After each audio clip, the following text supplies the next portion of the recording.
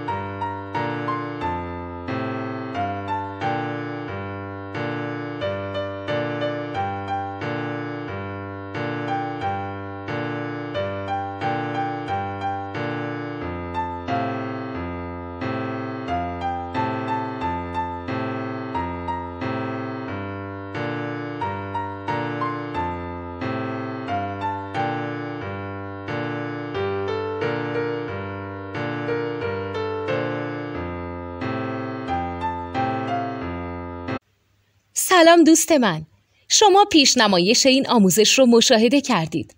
برای دیدن آموزش به صورت کامل میتونید به وبسایت نوت 2 که مرجع آموزش موسیقی هست مراجعه کنید.